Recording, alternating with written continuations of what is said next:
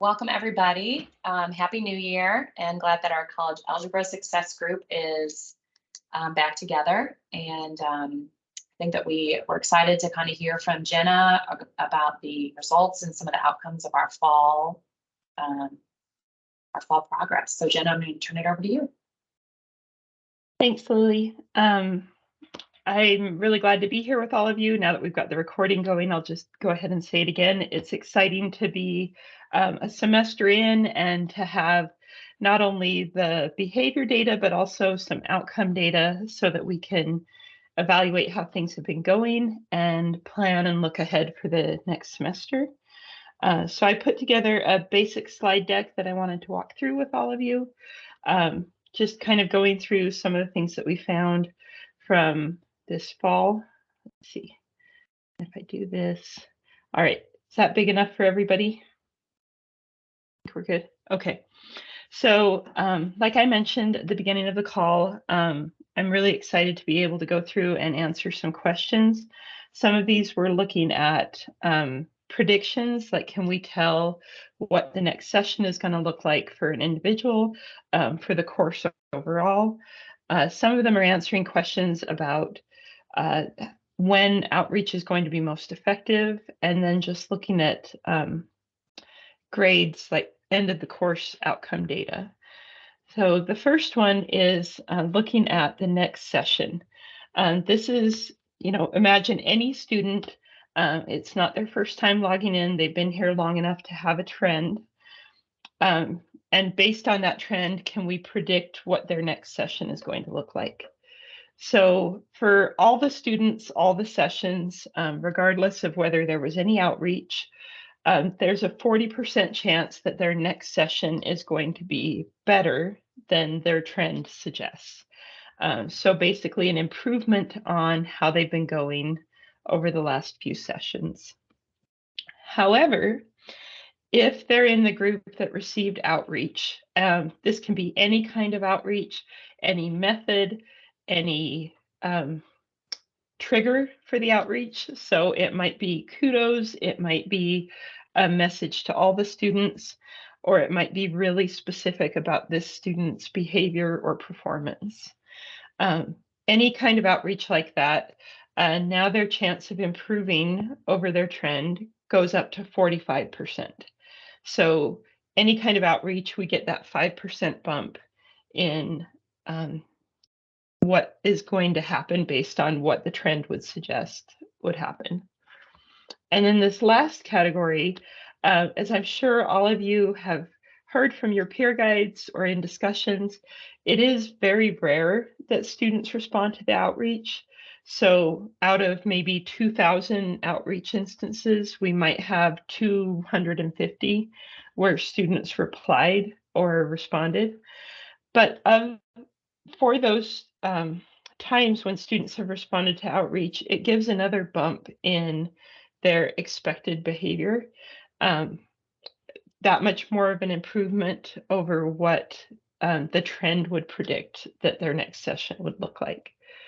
So this is the first breakdown I wanted to share with everybody. I want to pause and see if there's any questions so far, because when I'm presenting, I can't see chats or people's faces or anything. So any questions with this first view? This is Jenny. So yeah, hi, what Jenny. You're doing here, what you're doing here is you're looking at the trends of the students in the fall to see who improved, and you're projecting that for new students in the spring. Actually, that's not what this one is, but I understand where that confusion could have come from. So what this is looking at is just the fall data. And once students have a trend across at least 3 sessions, so they've logged in at least 3 times before the start of the next session, we can predict what that next session will look like. And this breakdown is like how many times is their next session an improvement over that trend. So maybe if they've been trending a little bit worse, then about 40% of the time we can expect them to do better.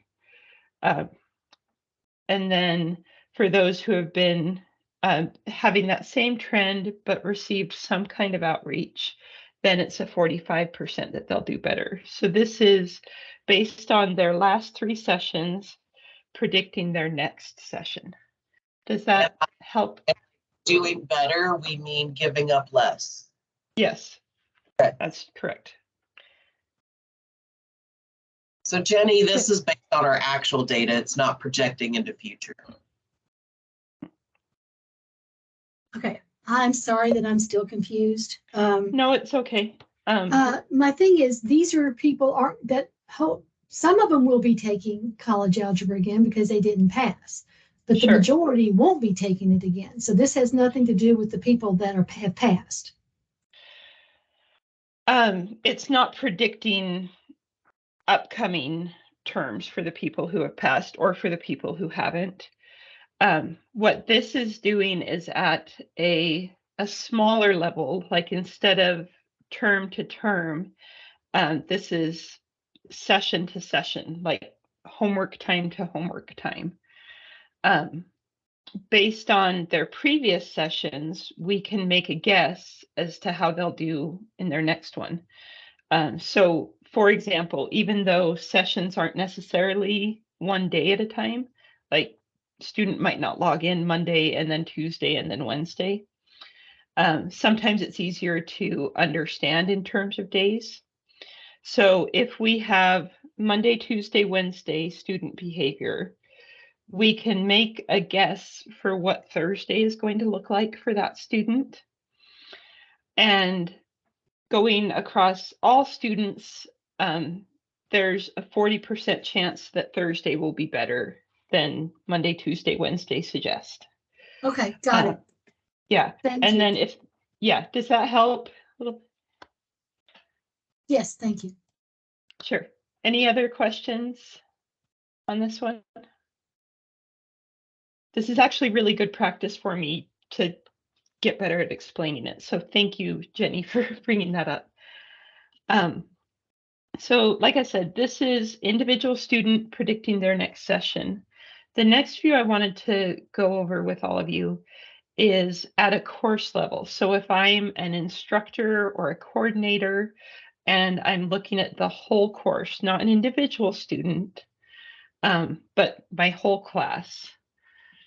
And I'm looking one day after another. So Monday, Tuesday, Wednesday. And for the whole class, I want to know, are more students doing better or more students doing worse than they were yesterday? So again, this is a larger group that we're looking at. And just imagine being a teacher looking at your class day after day. For all of the students, all of the homework time, again, there's a 2% chance that today is better than yesterday suggested. So basically, if we go back to the week example, if we're looking at this on Wednesday and then again on Thursday, there's a 2% chance that Thursday is going to be better. But if that course if that course or that section had any outreach activity today, Wednesday, then it becomes a 51% chance that the ratio is better. So more students are improved than worsened. So this is at is this at a course level? In other words, did you look at courses or sections that did not receive outreach? Is that what you're comparing? No, this is or is it the group looking at days? Is it the group of students outreach versus the group of students that didn't? It's the group in the course is like our basic data set here. Right. So all the students who are enrolled in section 2 of this course. If yesterday was a day that outreach didn't happen at all, then there's a 2% chance that today looks better than yesterday did. If yesterday was a day that outreach happened, any kind of outreach, any amount of the students in the course, then there's a 51% chance that today is better than yesterday. So in other words, the days we do outreach, we see an immediate improvement the following day. Yes, but this is, yes, and this is at a course level, not just Right. individual student level. And when So, the day the peer guides do the outreach, the next day the course sees a bump. yeah, a good bump from Yeah, that's 2 a good. to 51. So, yeah, earlier in the year, we looked at individual student behavior session to session. And we know that in the individual student level, there's a bump when outreach happens. What this is looking at is at the whole course level. So even when we look at the whole course, there's students in that group that didn't get outreach on any given day, right? But at the whole course level, there's still enough of a bump from the students that do get outreach that the whole course overall behavior improves quite a lot. We might want to rephrase this one as the impact of the peer guide outreach. Okay. That's really what you're saying. Impact of peer guide outreach. I like that. Because this is based on, the day the peer guides do outreach, regardless of how many received outreach or how many didn't, the day the peer guides do outreach, the next day we see a bump, a big bump. Mm-hmm. So that's I like that. Peer guide. Any other questions or comments on this part?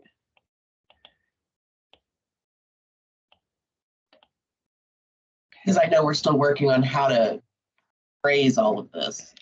Yes, absolutely. And like I said, the practice is, and the feedback is so appreciated. Excuse me. Okay. The next one I wanted to talk through, this is one that we actually haven't been able to answer before, even last year, where it was just Kasha and I working on this. And that is, when is the outreach the most effective? So we've kind of suspected that there's a window during which the outreach will have the best effect on student behavior. Now we have enough data with all of you with this fall that we can say how big that window is. So in anytime we can do outreach within 10 days of the student's last session, we've got an 80% chance of improving their behavior because of that outreach. After that 10-day window, our chance of improving really drops. We go down to 38%. So with this, oh, did I lose you guys? Can you still hear me? Yeah, you're good. Hello. Okay. Good. How are you? Hi. Hello? Hold on. Oh, yeah, Brad, that's really picked up. I'm muting him. Okay. There you Everybody go. else can hear me okay? Good. All right. Okay, so this one, one of the things we've been tracking is the student's last session. And that's been something that we've included in the reports, and we've been kind of trying to use to inform our outreach. Now we have, like I said, enough data behind it that we can say, okay, that 10-day window from their last session is where we have the most chance of having an impact in what we're doing. So this gives us that guideline that we can use moving forward as we're evaluating performance and behavior, keeping an eye on that 10-day window, because we know that that's when the outreach is most likely to improve the behavior and therefore lead to better outcomes. And wouldn't this also I guess, confirm what we hear from the peer guides and what we see as instructors, that the students that they perpetually try to contact that are no longer engaged in the course. Yep. Yeah, those, when there's students who just aren't engaging, especially when they've hit that 10-day or that week and a half point of not engaging with the course, it's going to be really hard for even the best, most well-meaning and heavy-duty outreach to have an impact, because it's been so long without engagement.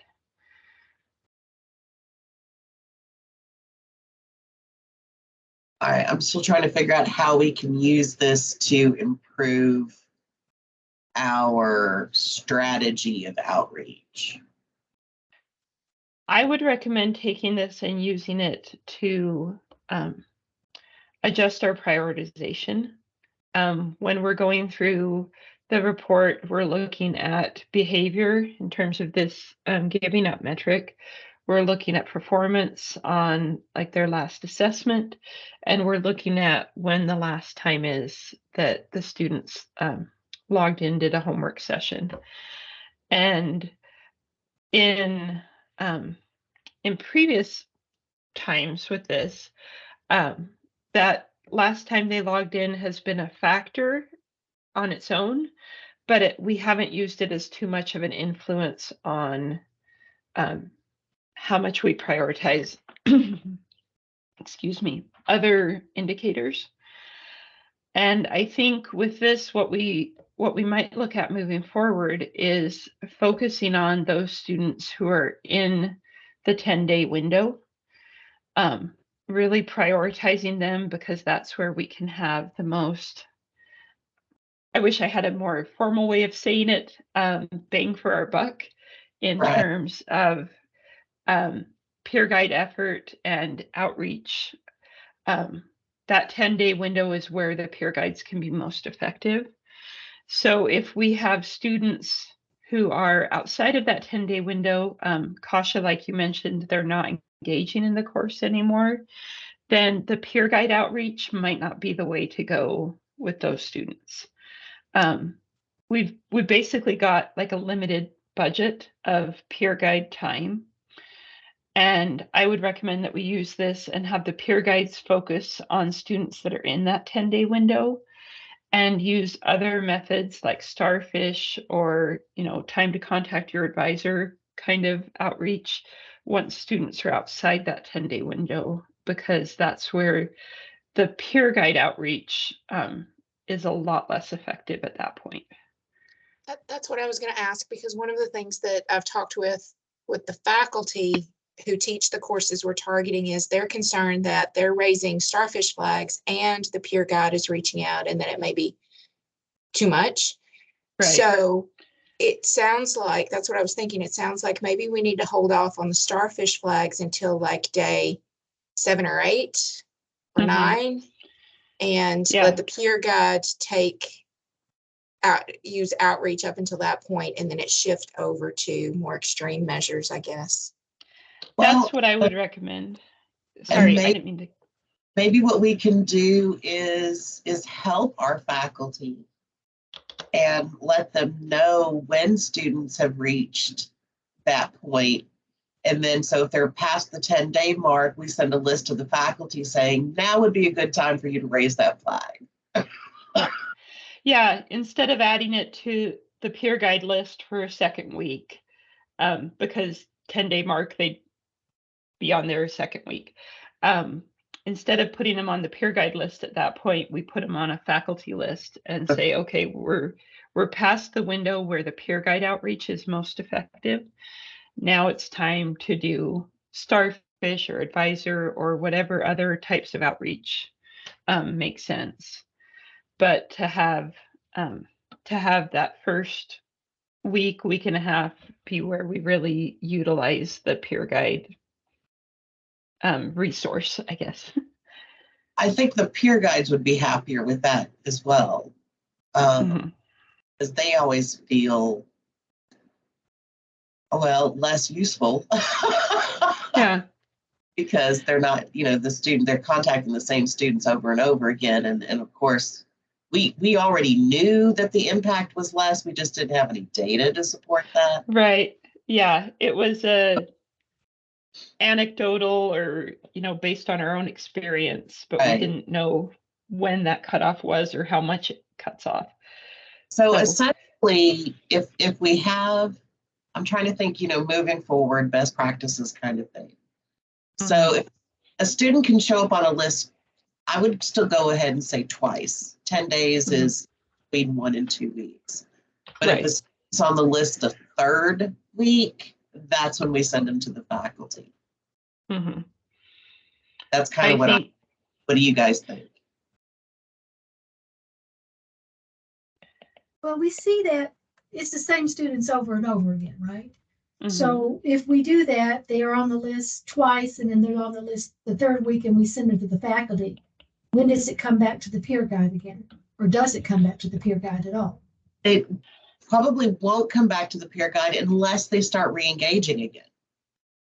So if we can look at that last session date and we see that they re-engaged, then they fall within that 2-week time period again. Yeah, because they can have breaks that get them outside that 2-week time period and then start re-engaging. This 10 days after the last session, it's not looking at any other window except that last session to peer guide outreach window. So there could be windows before that where the student disengaged for 2 weeks but then came back. This is just looking at like that last window. Something I think might help with this, but definitely only worth implementing if you all feel like it would be helpful. We do have the last session date on the report right now, but it would be very simple to add another column that was just the days between the last session date and when the report is out. Basically putting that calculation on the database side instead of on your side after getting the reports. This might help so that you don't have to keep track of how many weeks has this student been on our list, because you could just look at that, days since last session, and once it reaches, I like that. I do like that. This is Brandon. And I also agree that like after a couple weeks, I kept note of the students, for the peer mentor that that there hadn't been any activity or whatever, but like after I would say 3 weeks, it really didn't do any good for them to try to contact them. So well, in this way we can hopefully mitigate some of the frustration or the wasted effort. For the peer guides, because we can tell them like, look, this is, we're having you focus on the time window where we know it's the most effective. So if students are past that time window, we're using other methods to reach out to them to try to invoke some kind of change. And then for the peer guides, we're focusing your efforts on this like week and a half of students that we know you can make the biggest difference for. So. Okay, but this will only work if we, meaning the coordinators here, for purposes of overall student success, this really only works if once we take them out of the peer guide list, we actually do have that follow-up contact with the faculty. And we give the faculty the list. Otherwise, they receive nothing else after that. I'm saying we probably have lost them, but on the off chance we didn't, maybe receiving that starfish flag instead of a peer guide outreach might get them re-engaged again. Yeah, I think that's a really good call out, Kasha. Thank you. And once we take them off the peer guide list, any other kind of outreach will depend on you as coordinators, like Kasha said, letting faculty know so that we can get that starfish flag raised or whatever other process gets set into motion, it won't be something that's done by the peer guides at that point. Unless unless the student re-engages, which means when we look at the form, it won't be that last date of session date will be later on. Yep. Okay. And yep, exactly. So basically we're looking at no more than 2 weeks of outreach for a student that is starting the disengagement process. Yep.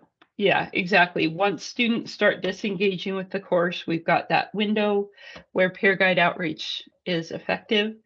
And then beyond that window, peer guides are not our most effective way to reach out to students anymore. Okay, that'll help.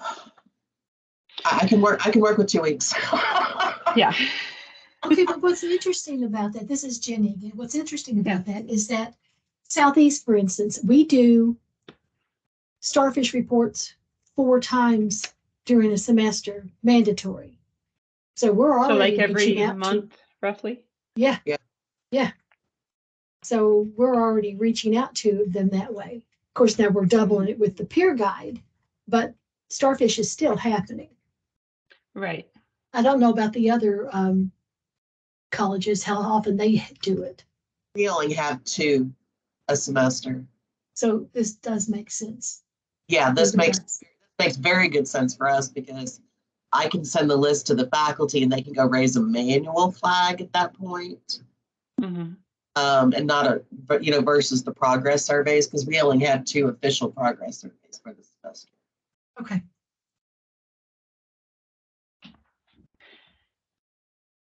Okay, so on this one, it gives us a really good window. I'm going to add a field to the report that will have the days since last session so that it's really easy for all of you to filter and say, okay, here's the ones within that 10-day window. These can go to a peer guide. Here's the ones outside that 10-day window. These go to faculty or to starfish flags or something. I know that you might have other ways of doing it at your campus, so it can be more open at that point, but we just know that's where the peer guide outreach becomes less effective. And this is last session, not last login. Yes, that's correct. This is last work. Yes. Okay. Any other questions on this section? Okay. One of the things, oh dear. Crap. I lost power again. Hold on.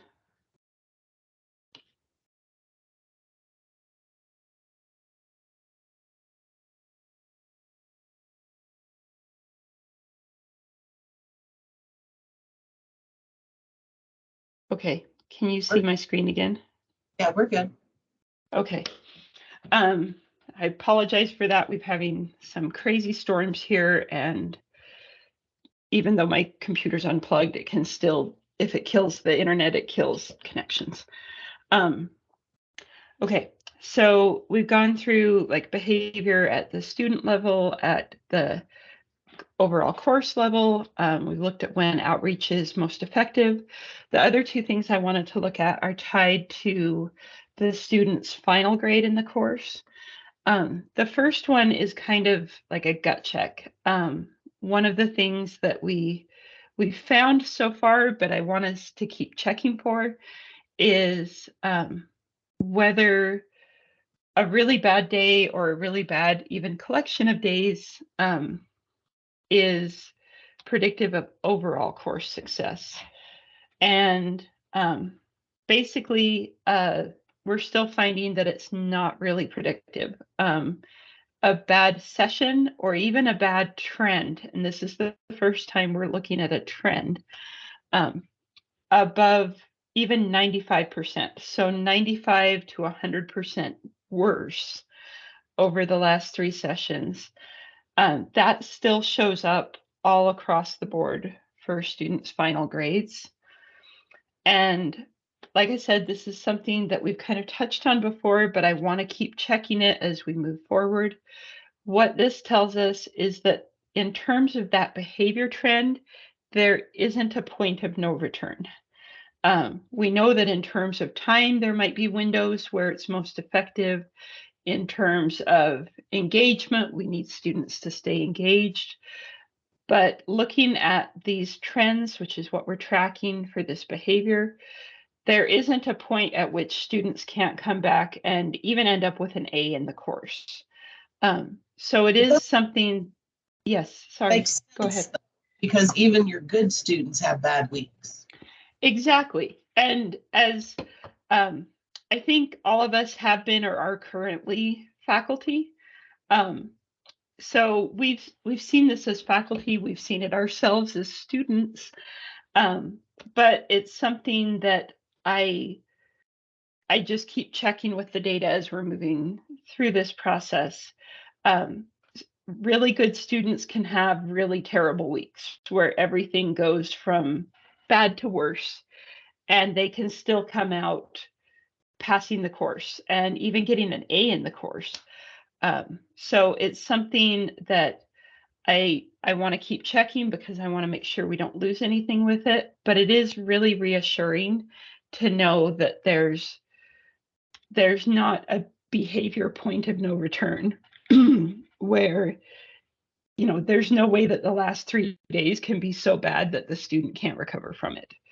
And that, I think, really helps with the messaging and the excuse me, the motivation behind any kind of outreach is that even the really bad trends can be recovered from very effectively. Any questions on this?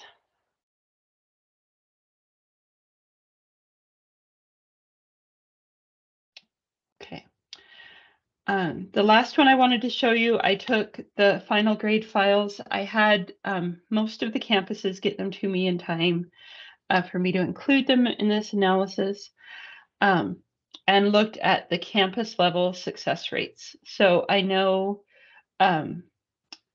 looking at success rate as opposed to DFW rate is something for Bluegrass. I can't remember if it is for all of the campuses. But I showed the breakdown for all of them. Kasha, I know for last fall to this fall, this keeps us right at the same point in terms of success rate, which is encouraging to me because it shows that last fall wasn't a fluke, that we're able to maintain that. For the rest of the campuses, I don't know where the courses were last fall. So I'd really be interested to hear from any of you how this compares to previous fall success rates. And these are just success rates of the sections that participated.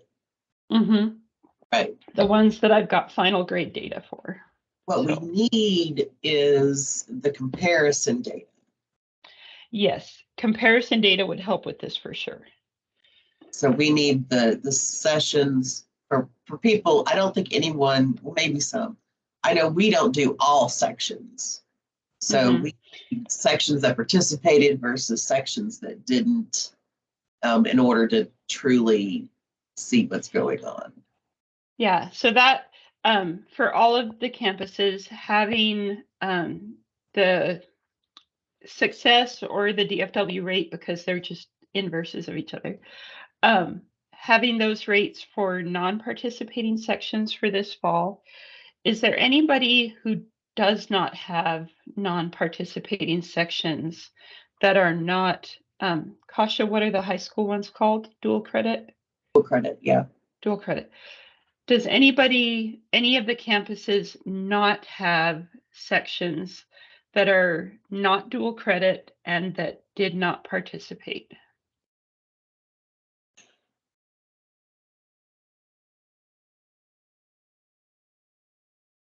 Here at Somerset, I'm sorry, can you all hear me?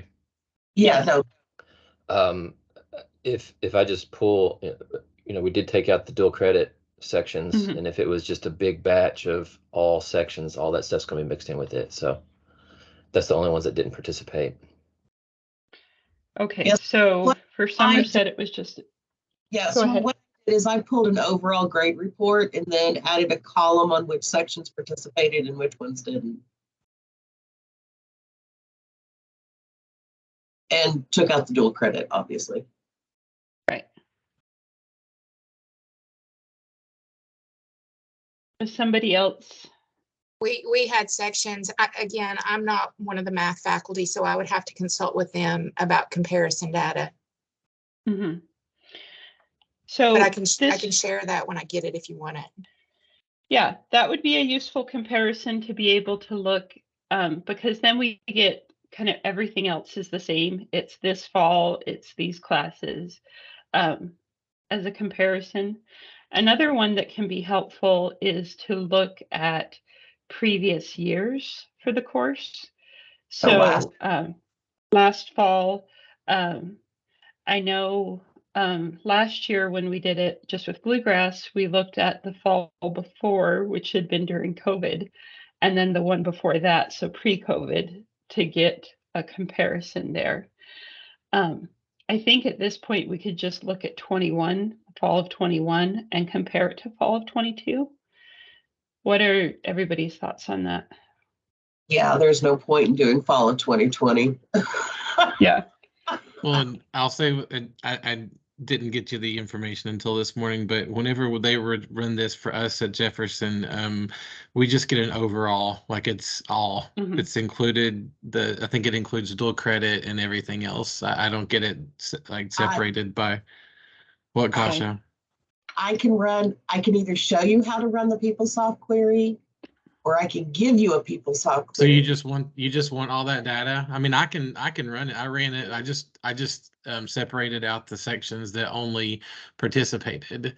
So I mean, I can run it if you want all that data for all of the math 150. I'm just saying in February our IR department run it for all the divisions so that we can see how we're performing. And so they get us that overall data each year. That's what I was saying. I get that, but if you just want all of the data, yeah, I can send another spreadsheet with all of that and take out like the dual credit and the unique ones, not the traditional sections. If that's something you want. Yes, I think that's what we need. We need basically the grade, the success rate data by section, with the taking out dual credit and specialties, right? So just the standard, and then adding a column that indicates whether that section participated or not. Yep. But for us, you said you wanted that from 21, so we won't. I mean, none of our sections will participate in 21. Exactly, but in 20, so you want it for 22 as well. Yeah. For fall of 22, we want the breakdown like Kasha just described. So each section, the success rate, and then did they participate in this, yes or no? For fall of 21, we just want the overall rate, because they're, with the exception of Kasha, because we were doing this last year. For the rest of you, there were no participating sections last fall. So we're just going to compare to the overall fall success rate for the 150, or in the case of Gateway, of 161 course. But we still need to take, they still have matching sections. So again, taking out the dual credit and whatnot. Yes. No dual credit anywhere. I'm told they really mess up the statistics. So. They do.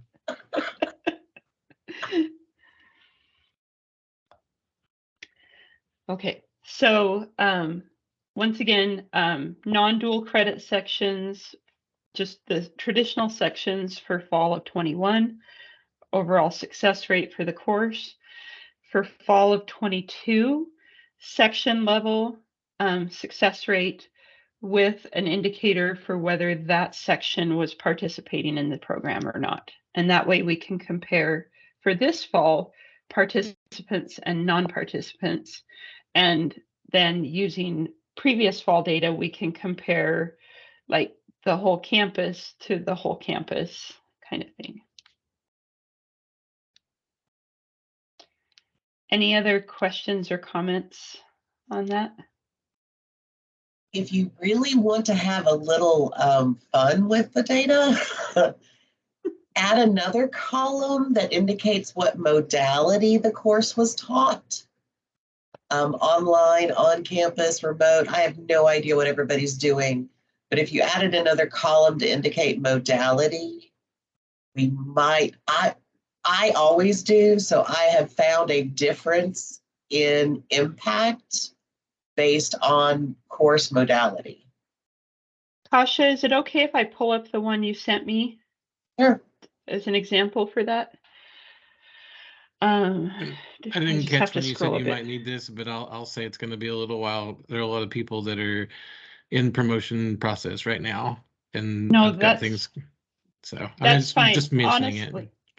Honestly, if we can include this in the end of year analysis that I'd be running in May, that's still fantastic. So this is kind of what I think Kasha is meaning with the modality, being able to separate out the online, the on-campus, remote, whatever modes you're using on your campus, because we did see different effects based on which of those modes we were looking at. And this is kind of what we were talking about it with comparing to previous fall terms. Hopefully that helps a little bit with the visual.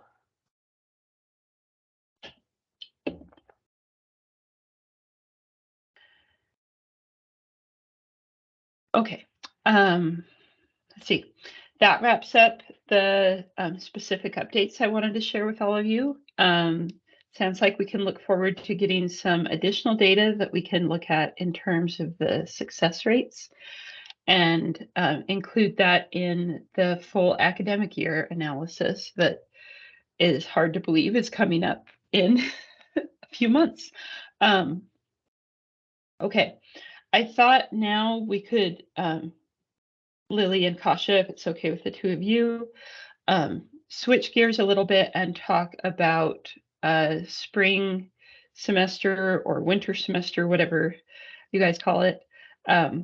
I'm having to get used to calling it a few different things. So we could talk about what we've got coming up this spring, especially if any of you are training new peer guides because you had a turnover in the middle of the year, or if there's any questions or additional adjustments that we haven't covered yet. So it would probably be a good idea if, let me see, peer guide templates, peer reports. If everybody just posted their peer guide names again, so we make sure we have everybody, I would need their peer guide. I would need their name and email, peer guide list in the coordinators channel in the tab. There's a peer guide list. So let's add another sheet for 20 spring. Rename this fall. Fall 2021. Oh, wrong year. Fall 2022. It's one of those. My years are getting mixed up. And then rename spring 2023. All right, so here we just listed institution coordinator, peer guide, and email address. I have to do that again. I'm building it now, hold on. All right. Columns and column.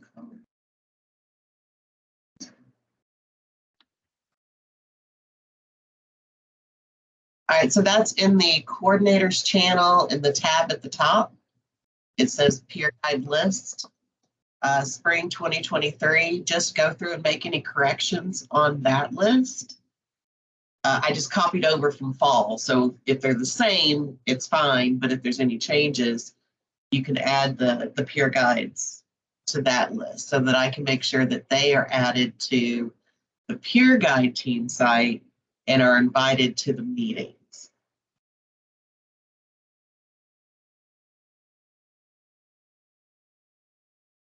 All right. The other thing, and when we talk to the peer guides, we'll set up a peer guide meeting probably for next week, honestly.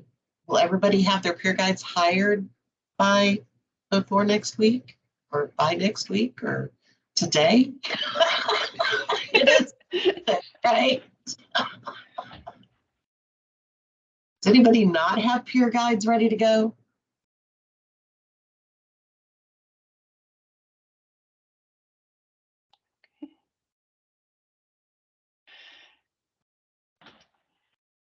The Not sure. response seems promising.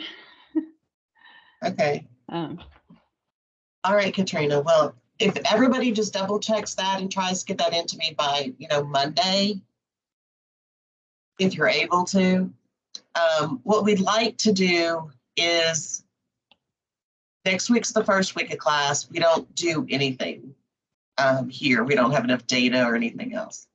The second week, we typically don't have enough data either. But the second week, it's recommended that your peer guides do an introduction email out to all the students for which will be in participating sections. And that gives them a chance to say, hey, who they are. They're part of the math success team. Here's their contact information. They will be reaching out to students occasionally throughout the semester, just to provide resource and direct them to additional resources. But just that welcoming introduction email in week 2 works very well. And then week 3, we should be able to start our reports. Is that correct, Jenna? yes, that's correct. So like Kasha said, next week, obviously next Monday, there's not going to be any data at all to run a report with. The week after that, I usually run like a test report, but like Kasha mentioned, it's unlikely still to have enough data because students have only been in for a week. Kasha mentioned that welcome email. We have seen a really good impact in terms of student response to outreach if they get that welcome email at the beginning of the semester. So the first time they get peer guide outreach, it doesn't come from some random person that they didn't expect to hear from. And then starting the third week, that Monday, I'll be running the regular reports, getting those out to all of you Monday mornings so that you can go through and filter and prioritize and get them to your peer guides. One thing I would like to add to this breakdown is I do need rosters from all of you for the spring semester. It might be best to wait and pull them like at the end of the first week of courses. So at the end of next week, just to get on the other side of the turbulence at the beginning of the semester. But I do need the rosters pulled by the end of next week. So looking at my calendar so I can put an actual day with that. That would mean. They can still enroll on the 13th. Would it be okay to give it to you on the Monday, the 16th? That's Martin Luther King, yes. Or no? Yeah, Monday the 16th would work. So that gives me time to get them in. I can test out the report and make sure everything works. And then on the 23rd, so the Monday after that, will be the first regular report that I'm sending out. So rosters due on the 16th, Monday, and first report comes on the 23rd. And Jenna, this is Jenny again. Can Southeast get the report on Tuesday like we did last semester? Yep, absolutely. And do we have someone from West Kentucky here? Do you want it on Tuesday as well? Tyra? I'm never sure how to say your name. That's okay. I think it'll be fine. The reason we did Tuesday was when the peer guide was available to do outreach. So it's a different peer guide this semester, so it's fine with everybody else's. Okay, well then in that case for right now, I will plan on just the Southeast report on Tuesday and everybody else on Monday.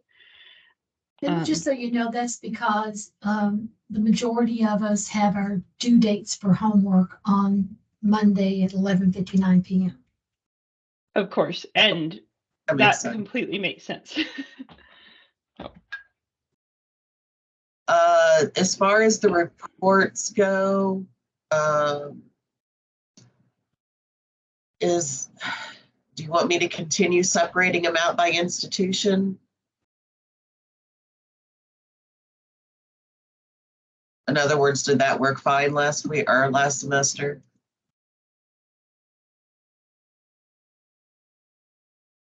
I'll say it simplifies things on my end, but it matters more how it works for all of you.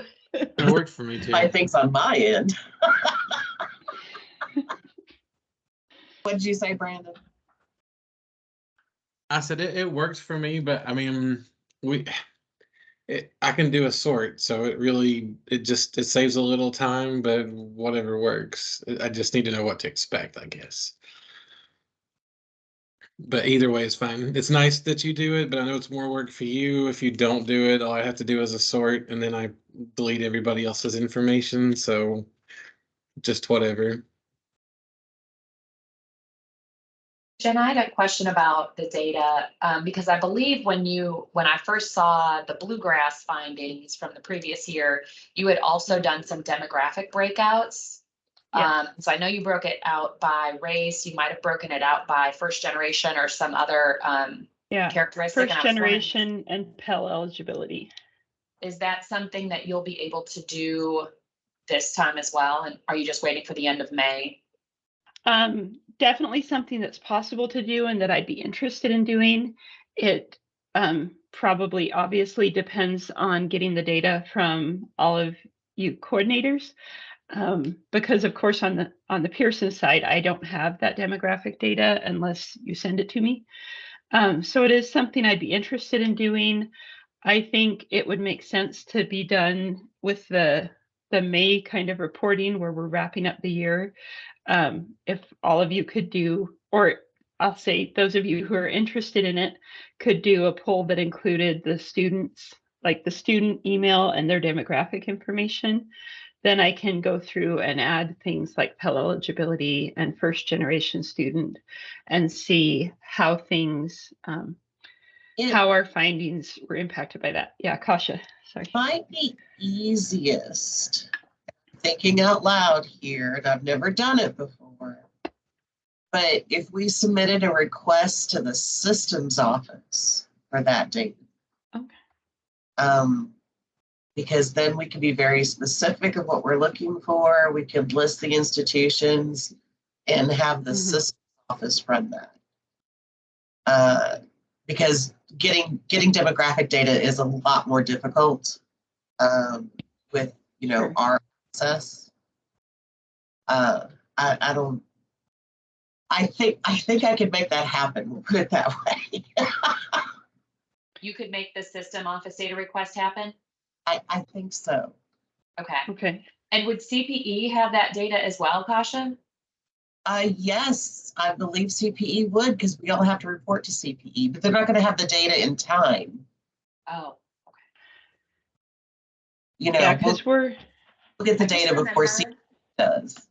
I do remember that you had some compelling findings for students by race. Yes. And we did. So yeah. I would be very interested to show that component of the impact of peer outreach as well.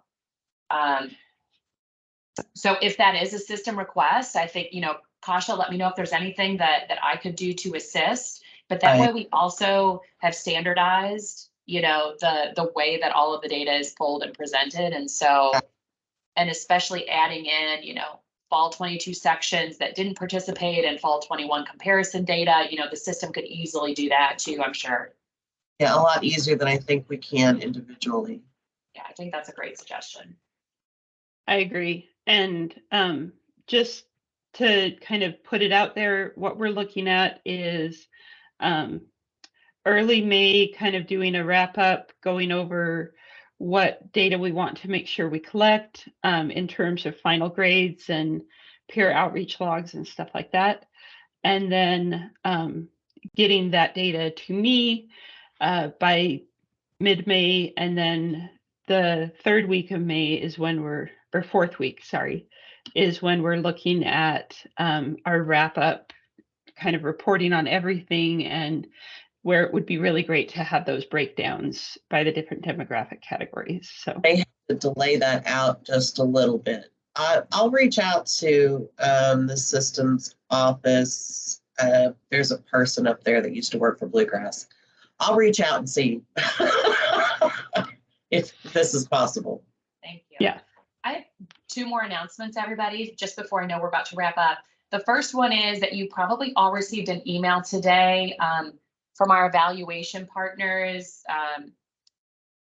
Anyway, it's a legit survey request, and we're the collaborative is requesting feedback from all of our campus partners around opportunities for engagement. And so we would greatly appreciate if you take 5 to 10 minutes and complete the survey. And then the last thing I wanted to mention was just a reminder that the Student Success Summit is being held this year, February 27th and 28th, and it'll be in Lexington at the UK Gatton Center. And early bird registration is open right now through January 13th. And we do have a special track with our partner from the Gardner Institute, who's going to be focused on gateway course redesign and success. So I think that it's really relevant. And so please share that with all of your faculty who are teaching any of these math gateway courses or any other courses that are a significant, the first in their department or whatever for students. So I hope that those are both helpful. It's going to be a great session. Could you send us an email with that information? Absolutely. Thank you. Great.